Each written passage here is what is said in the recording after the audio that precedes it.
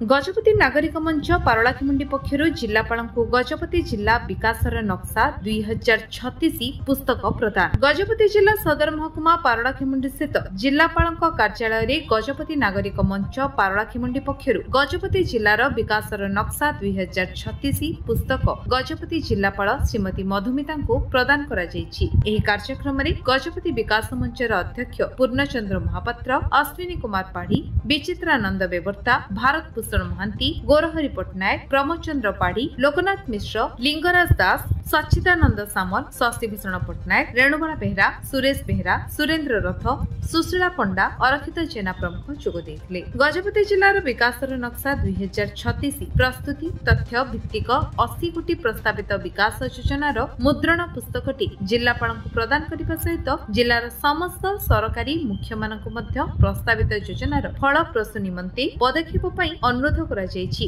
Sir आपण परिचय पूर्णचंद्र महापात्र, अध्यक्ष गजपति नागरिक मंच। सर कौन कहबे आज विजन डॉक्यूमेंट बही आपण जिलापाल को प्रदान करले यहाँ पे कौन कहबे? जिलापाल को आम प्रदान कलु एवं जिलापाल को भी कहलु आपण सरकार दृष्टि की आनिबे, आपण अनुध्यान करेंगे।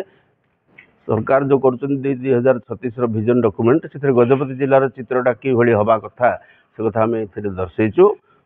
भारत सरकार तो चाहते ओडिशा को 5टा विकसित राज्य भितर अन्यतम करेंगे बोली, तेणु आमर ये चित्रटा से विकास चित्र केमती सामिल हम से आम उद्यम चली।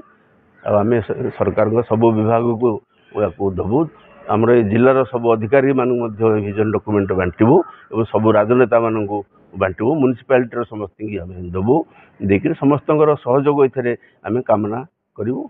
विजन डॉक्यूमेंट रे को कथा को विजन डॉक्यूमेंट रे हमरो 80टा दाबी अछि, मोट 63टा शिरोनामा रे 80टा दाबी शामिल हेगिर रहिछि। से कृषि अछि, जलसेचन अछि, गमनागमन अछि, शिक्षा अछि, हमरो अस्मितार कथा अछि, भाषा कथा अछि, साहित्य कथा अछि, संस्कृति कथा अछि, रास्ता घाट सब कथा से शामिल अछि। कल कारखाना शिल्प सब विषय में लिखिचु, कौन थिला कौन नाही, कौन हवा आवश्यक सब आम देखिए। राज्य प्रथम जिला ओडिशा रे प्रथम उद्यम एटा आम गजपति जिलार।